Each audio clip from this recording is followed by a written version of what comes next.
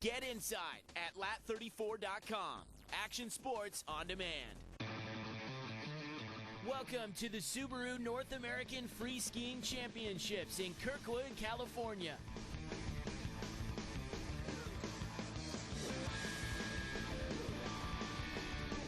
Known for its epic snowstorms and deep snow depths, this year Kirkwood is marked by warm temperatures and low snowpack, leaving the contest course on the permanently closed cirque a minefield of jagged rocks. The lack of snow is crazy.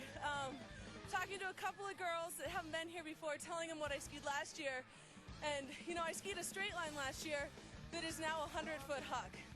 The first part of the course is really, really bony, so it's a really technical area, and I hit some rocks or stood on some rocks for a little bit of my run, but that's part of the business. Kirkwood again hosts the final stop for the Subaru US Free Skiing Series, and coming into these championships, Adrien Coyer is still the favorite for a North American title. I won the two first counts in Telluride and Squaw Valley. And then my main objective was Snowbird, because it was the first step of the World Tour, and maybe too much pressure, maybe too much confidence, and I fell on the day one, tumbled, and it's okay. I took over it and get back in Jackson for the next US series, and I went second, so I was really glad I won the Sigbird Buckle. It was really good for me. But fresh off their shared win at Snowbird's U.S. Free Skiing Nationals, both Drew Tabke and Aurélien Ducrot have the juice. Then there's also Guerlain Chichery. Last season's World Free Skiing champ could boost his title defense with a win here. Jess McMillan just scored her first event victory and is playing that up for an overall North American win. Right now I'm winning the US Tour and the World Tour. I'm not exactly sure, but I think as long as I stand up, I have the US Tour wrapped. And then the World Tour, ideally I need to be, top 5 for the next 2 events, and I should be okay. She'll be challenged by Rachel Burks and Laura Ogden, last year's Free Skiing World Tour champ. Where it all started. We have 5 categories. The first one is your line. That's pretty much what all the other scores are based off of. And then there's aggressiveness, technique, fluidity, and control. And then there's kind of that overall feel that that's not a category, but that's definitely what you try to put into your judging criteria. All of us at heart are free skiers, and a lot of us do it for free. But, it's one of those things. It's a real good time, and it's really wide open, and you can kind of put your own style and your own flair into it, and challenge yourself, and it's just really, it's fun. Athletes are eager to drop into competition, even when pitted against some of the toughest conditions in free skiing to date. Only creativity and nerve will pull this off. Day one greets the athletes with sunny skies and rising temperatures.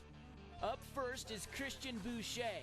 Only 105 pounds, he proves even those light on their feet can still stomp.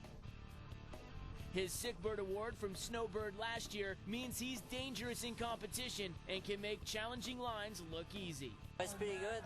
I did my line. I went to skiing, stopped everything, and stoked.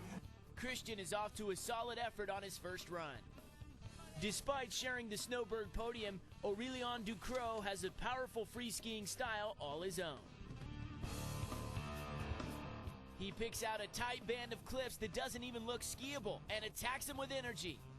I'm pretty happy because I was not feeling very good last day. I was just coming from Europe and tired and bad knee, but I've done what I expected, so I'm really happy with my run and nice to be here with this beautiful sun.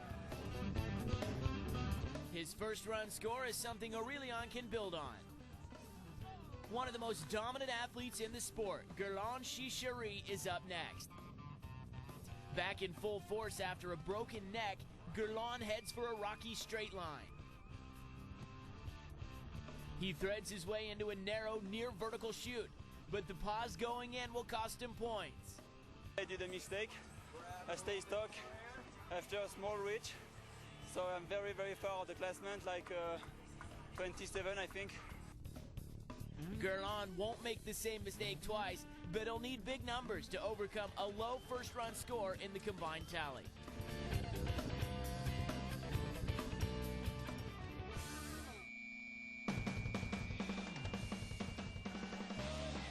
When Craig Garbeal takes to the start, the Kirkwood crowd erupts in support of their local hero. Craig doesn't hesitate, going after every air on the course. Keeping his speed up throughout proves the Cirque is his playground. Craig scores a nifty double, and he's not done yet.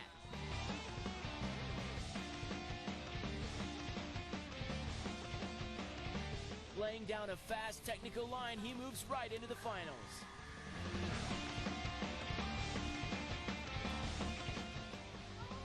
A skier cross background proves beneficial to Corey Zilla. Exhibiting serious leg strength, Corey is able to stick his aerials and cut through the chop. He's keeping his speed up, and the judges' points coming his way. Feels good to have made it down without even bobbling at all. I'm so pumped, I'm so excited. It's a good feeling. At the end of day one competition, Corey Zilla is on top, followed by Todd Laguerre, Drew Steckline, Adrian Coyer, Josh Dyack, and Aurelian Ducreux. As the mountain closes down for day one, athletes retire to go over their game plan for day two. A thought never far from anyone's mind is what to pull to claim this event's coveted Sick Bird Award. Bestowed on the athlete who most pushes the sport in competition, the Sick Bird Award takes on special meaning as it honors a fallen comrade. I think that's kind of our way to give people props for trying something or pulling off a certain maneuver that was amazing that, you know, they might not win with or it might not score the best, but it was a pretty amazing maneuver as a skier. Like, we all respect those types of maneuvers. And like I said, sometimes they don't score that well. So the Sick Bird kind of evolved out of that. Just, you know, when we see something sick, it's just, you have to call it out. Tobias last year at the World Championships in Kirkwood, I awarded him the Sick Bird buckle, which was the last buckle given out last year. So he was the last person to hold it before this season. Toby had this huge presence on the stage. You know, he had a beer in his hand and he just roared. You know, just roared, and people were loving it. Just a couple weeks later, he and his brother Eli were backcountry skiing outside of Mount Baker and had a tragic accident with an avalanche, and Toby was tragically killed. We've got all these great images of Toby just, you know, winning this belt buckle and being so proud.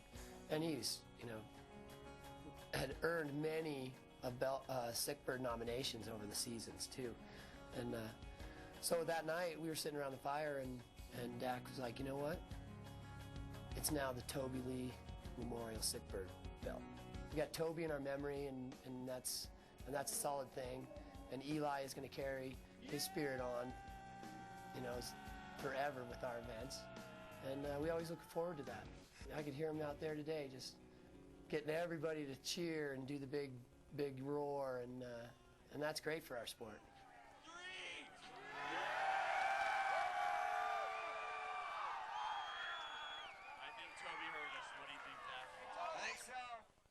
From Free Skiing Championships to the Suzuki Champions Cross, it's brother against brother and others in a dash for the